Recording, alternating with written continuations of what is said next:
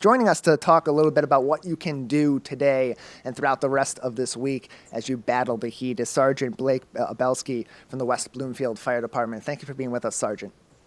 Good morning. Thank you for having me. Yeah, happy to have you on. It's a really important conversation to have as we're addressing heat in the 90s or even close to triple digits as we go through this week. Very high humidity as well, and a lot of sunshine in the forecast also. So as we have this beautiful weather, but this hot weather, what are some of the potential hazards that come along with it? Well, you guys made some fantastic points. If you find yourself unable to avoid the heat that's coming, um, you need to really start paying attention to the signs that your body's giving you. Uh, Everyone's typical reaction to these temperatures is to start feeling warm. You're going to notice that your body is sweating, maybe more than you're used to in some situations. Even if you're not engaging in any physical activity, you're gonna be sweaty. You're going to be thirsty as your body tries to compensate for the hydration that you're losing. You might start feeling dizzy and nauseous, and you might even start feeling some cramps developing. Um, and those are early signs that your body is starting to struggle to deal with the heat. Uh, the best way to address that is to, again, like you said, find those cooling centers, get back inside.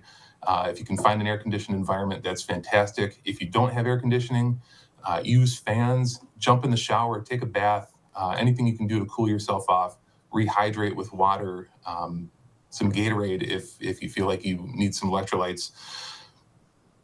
Uh, Anything beyond that cramping and the nausea, that gets into an area that we know is heat exhaustion, and that can become more dangerous, especially for some of our older residents who may have some underlying medical conditions that they're dealing with.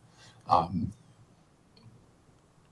Yeah, and that's a really important point, Sergeant, because when we get to that point where we're not listening to our bodies, we're toughing it out. Okay, a few more minutes and I'll be fine. Or you're thinking about, oh yeah, look, I'm feeling the heat a little bit here, no pun intended, but I'm also not exactly feeling so great myself as well. We start to get into that point where, as you mentioned, heat exhaustion and heat stroke start to potentially loom their ugly heads on us. But we want to know the difference because they have some similarities, but they're very different in how they manifest and in how they affect the body.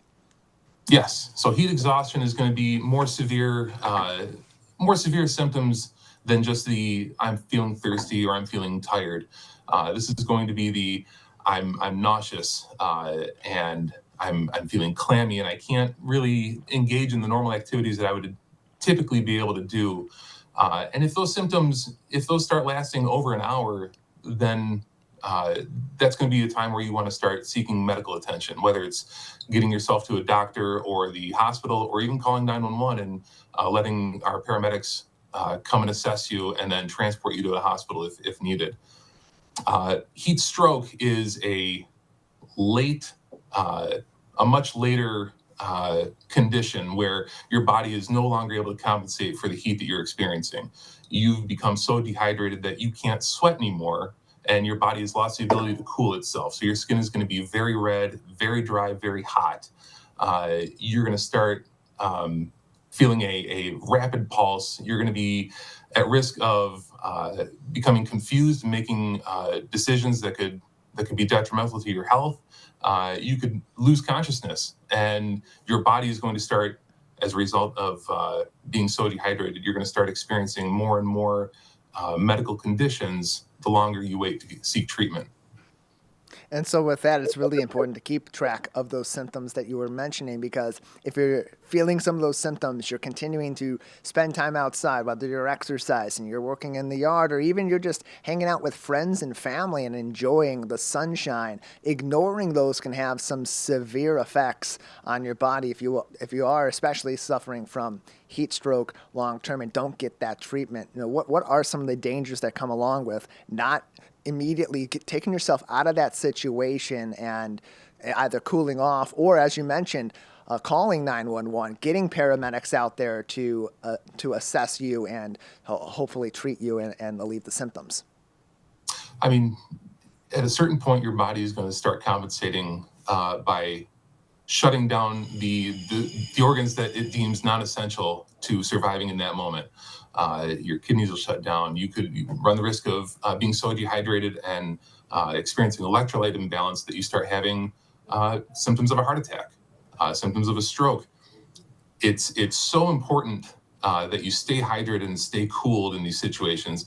And like we said, confusion can set in pretty early. So we may not always be the best judges of our own condition. So it's going to be very important to keep an eye on the people that are around us and our loved ones in our homes, and make sure that they are taking care of themselves, because we aren't always the best of taking care of ourselves and judging our own conditions.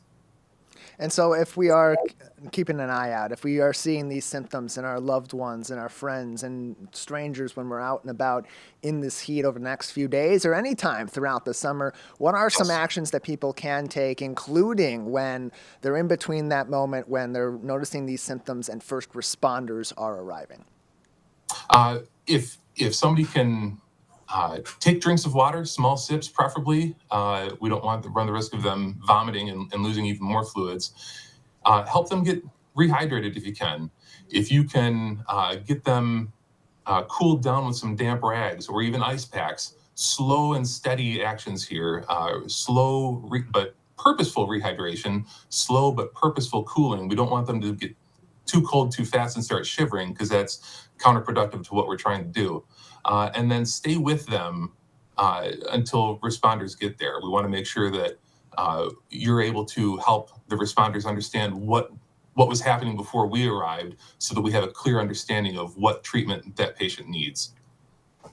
We're joined by Blake Belsky from the West Bloomfield Fire Department. He's a sergeant with them as we talk about addressing the heat over these coming days. We're expecting extremely high temperatures throughout the remainder of this week. And then, look, we're getting closer to July and to August when we're having those peak summer heat season temperatures and humidity. So all good advice from the West Bloomfield Fire Department. You can keep up to date with them and even more advice all throughout the year on Facebook at WB Fire Department. Sergeant Belsky, as we're thinking about these different ways we can protect ourselves, you mentioned it, we've talked about it, getting into the shade, going indoors in front of air conditioning or a fan, maybe even jumping in the shower and getting cooled off in that way. But what are some other maybe more unconventional ways or more creative ways that people can also address trying to stay cool while continuing to work out in the yard and have fun outside with their friends?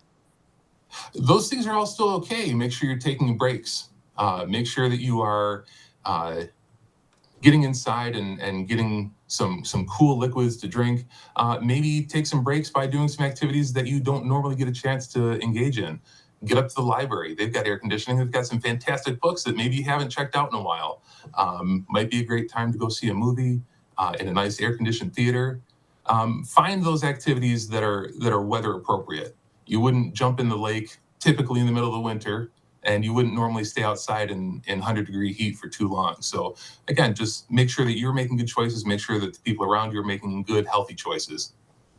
More information and sage advice from the West Bloomfield Fire Department can be found on WB Fire Department on Facebook. You can also find more information on how to get in contact with the fire department on wbtownship.org. That includes a non-emergency number for even more advice or questions you may have about fire safety, indoors, outdoors, heat safety, or other things you may need. And of course, if you have an emergency, dial 911 and they will be there as soon as they can to help you address these issues. Sergeant Belsky, before we let you go, anything else that we should be keeping abreast of on this issue as we're going through this hot week ahead and a hot couple of months coming ahead too with those forecasts?